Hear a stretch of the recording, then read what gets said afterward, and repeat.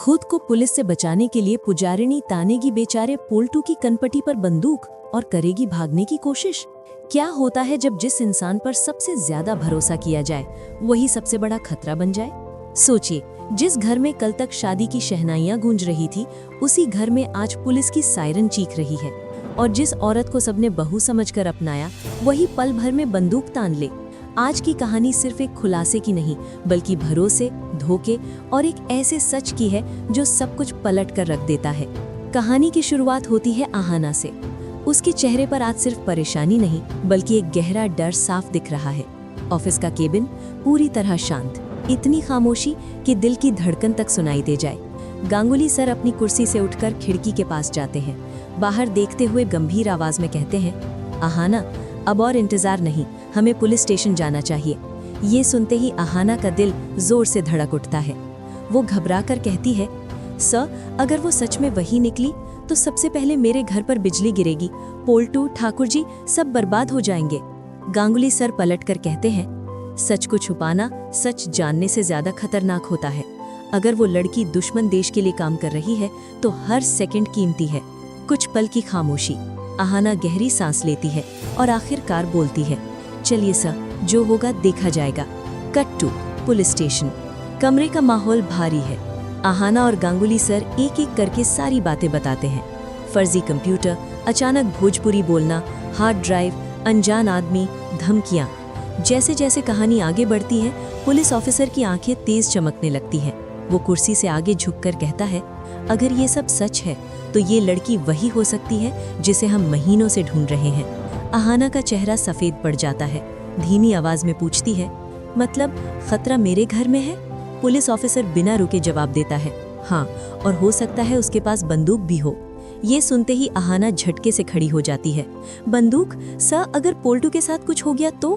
Police officer तुरंत आदेश देता है, एक टीम अभी इनके घर भेजो और सावधान रहना, ऐसे लोग कोने में फंसने पर जान भी ले सकते हैं। अब कहानी पहुंचती है बड़े घर में। घर के अंदर माहौल पूरी तरह बिगड़ा हुआ है। पोल्टू गुस्से और टेंशन में इधर उधर घूम रहा है। वो तीनों बहुओं की तरफ देखकर चिल्लाता है, तुम लोग बस बातें बनाना जानती हो, मेरी पत्नी के चरित्र पर उंगली उठाना बंद करो। दुर्गा देवी ताना मारते हुए कहती हैं, अरे वाह, सुहाग रात के अगले दिन गायब हो जाए और हम सवाल भी न पूछें। बड़ी बहू हंसते हुए बोलती है, लगता है देवर जी आपकी तो लॉटरी लग गई। ठाकुर जी गुस्से में डांटते हैं, बस जब तक पुजारिनी खुद जवाब न दे कोई एक शब्द नहीं बोलेगा। तभी दरवाजा जोर से खुलता है। पुजारिनी अंदर दाखिल होती है, चेहरा अकड़ा हुआ, आंखों में गुस्सा। पोल्टू राहत और गुस्से के बीच पूछता है, तुम कहाँ चली गई थी? फोन बंद, पूरा घर परेशान था। पुजारिनी का लहजा अचानक बदल जाता है, मैं कोई दूध पीती बच्ची नहीं हूँ, मुझे हर बात बताने की जरूरत नहीं, मैं जरूरी काम से बाहर गई थी। पूरा घर सन्न रह जाता है। दुर्गा देवी और बहुएं पोल्टू और ठाकुर जी का चेहरा देखकर हल्की हंसी दबा लेती हैं। और तभी बाहर से पुलिस की सायरन। अगले ही पल आहाना और गांगुली सर पुलिस के साथ घर में एंट्री लेते हैं। पुलिस ऑफिसर की नजर जैसे ही पुजारिनी पर पड़ती है, वो बिना एक सेकंड गवाए जोर से बोलता है, यही है नंदिनी रॉय। पूरा घर हिल जाता है। ठाकुर जी गुस्से और हैरानी में, ये आप क्या कह रहे हैं? पुलिस साफ शब्दों में कहता है, इस लड़की का असली नाम नंदिनी रॉय है, ये एक इंटरनेशनल स्पाई है। पोल्टू के पैरों तले जमीन खिसक जाती है। ये झूठ है, मेरी पुजारिनी ऐसी नहीं हो सकती। पुलिस आगे बढ़ती है और तभी पल भर में पुजारिनी बंदूक निकालती है और सीधा पोल्टू की कनपटी पर रख देती है। पोल्टू की सांस अटक जाती है, कांपते हुए कहता है, मुझे मत मारना, मेरा क्या कसूर है? अब पुजारिनी की आंखों में कोई मासूमियत नहीं, सिर्फ खौफ और एक खतरनाक मुस्कान। वो चिल्लाती है, कोई एक कदम भी आगे बढ़ा तो ये जिंदा नहीं बचेगा। पूरा घर फ्रीज हो जाता है। पुलिस पीछे हटती है। आहाना रोते हुए आगे बोलती है, बस करो, सब खत्म हो चुका है। लेकिन पुजारिनी को मौका चाहिए था। वो अचानक पोल्टू को धक्का देती है और भागने की कोशिश करती है। धाएं। पुलिस की गोली उसके पैर में लगती है। वो गिर पड़ती है, बंदूक छूट जाती है।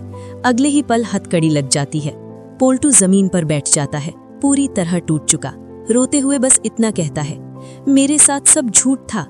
ठाकुर जी की आंखें भर आती हैं। हम इसे बहू समझ बैठे। पुलिस नंदिनी रॉय को ले जाती है, लेकिन जाते जाते वो मुड़कर आहाना को देखती है। आहाना के चेहरे पर हल्की सी मुस्कान।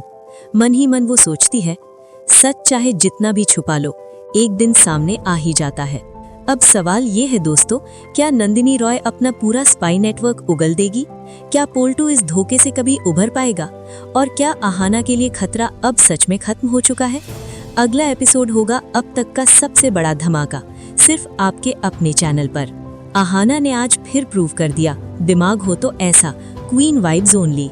सच बोलूं तो अगर आहाना न होती तो पूरा घर बर्बाद हो चुका होता। रिस्पेक्ट। आहाना का काम और intelligence is equal to deadly combo. जो लोग आहाना को वीक समझ रहे थे, उनके लिए ये एपिसोड एक टाइट स्लैप था। आहाना की आंखों का कॉन्फिडेंस ही बता रहा था गेम ओवर होने वाला है। पोल्टू बेचारा दिल से टूट गया, लेकिन आहाना ने सच का साथ नहीं छोड़ा। Aahana entry plus police reveal is equal to goosebumps. Comment करो अगर तुम भी आहाना के फैन हो। सच बोलने की हिम्मत सिर्फ आहाना में थी। इस एपिसोड का रियल हीरो आहाना।